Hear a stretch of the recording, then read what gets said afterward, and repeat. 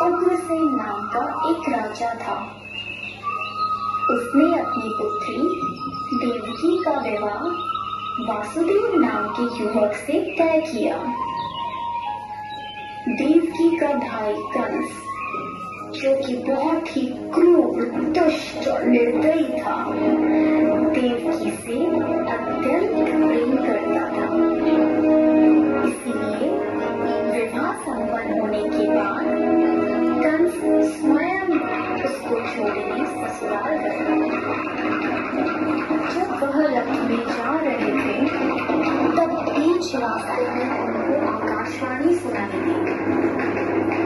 हे दुष्ट कंस, तूने इस धरती पर बहुत पाप किए हैं, इसलिए इस धरती पर से तेरे पाप नष्ट करने के लिए देवकी का 8वां पुत्र जन्म लेगा और वही तेरा विनाश करेगा। यह सुनकर कंस अत्यधिक भयभीत और क्रोधित हो गया। वह बीच रास्ते में से ही रथ को वापस मथुरा ले गया और देवकी और वासुदेव जी को बंदी गृह में डालकर बंदी बना दिया। समय बीतता गया।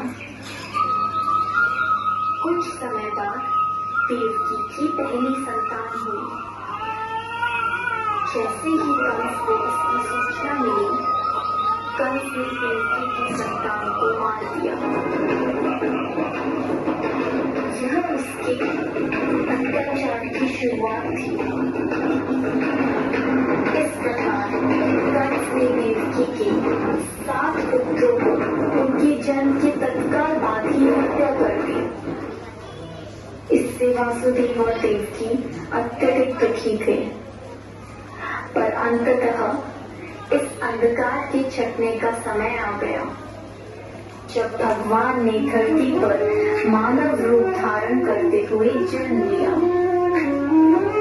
उस दिन घोर अंधेरा और तेज वर्षा हो रही। ऐसे लग्न में भगवान ने धरती पर देवकी की 8वीं संतान बनकर बालक रूप में जन्म लिया। जन्म लेते ही वहां एक दिव्य प्रकाश प्रकट हुआ और उस प्रकाश में से श्री विष्णु भगवान ने अपने पूर्ण अवतार में दर्शन दिए और वासुदेव से कहा, हे वासुदेव, मैंने इस धरती पर कंस जैसे दुष्ट और अत्याचारी मानव का विनाश करने के लिए कृष्ण अवतार में जन्म लिया है। अतः मैं आपसे विनती करता हूँ कि आपके दोस्त नंद के घर ले चले, जहाँ उनकी पत्नी यशोदा ने बालिका को जन्म लिया है। उस बालिका को यहाँ ले आकर मुझे यशोदा के बगल में सुला दें। ऐसा बोलकर भगवान अंतर्ध्यान हो गए। भगवान ने एक शिशु का रूप धारण किया और एक चमत्कार हुआ। वासुदेव और देवकी पीड़े मुक्त हो गए। कारागार के द्वार अपने आप खुल गए। जेल प्रहरी गहरी निंद्रा में सो गए और ऐसे समय वासुदेव उस बालक को लेकर नंद के घर चल पड़े।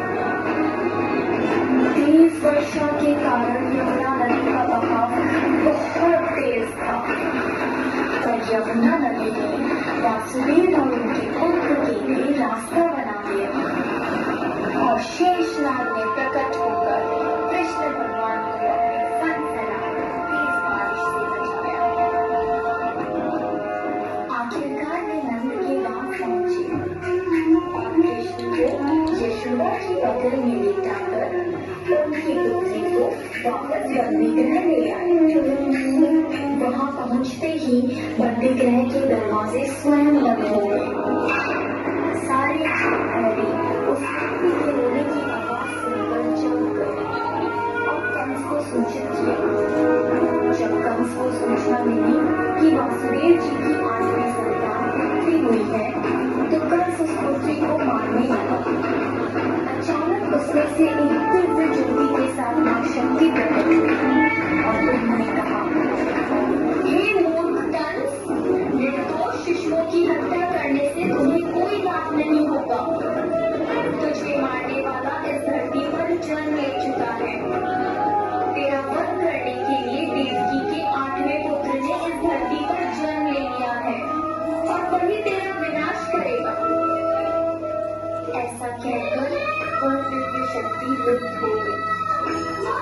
जब कृष्ण भगवान बड़े हुए तब उन्होंने कंस का वध किया और इस प्रकार कृष्ण भगवान ने धरती पर अत्याचार व बुराई का अंत किया। इसीलिए हमेशा प्रत्येक भाद्रपद की कृष्ण पक्ष की अष्टमी को जन्माष्टमी के रूप में श्री कृष्ण का जन्म दिवस मनाते हैं। जय श्री कृष्ण।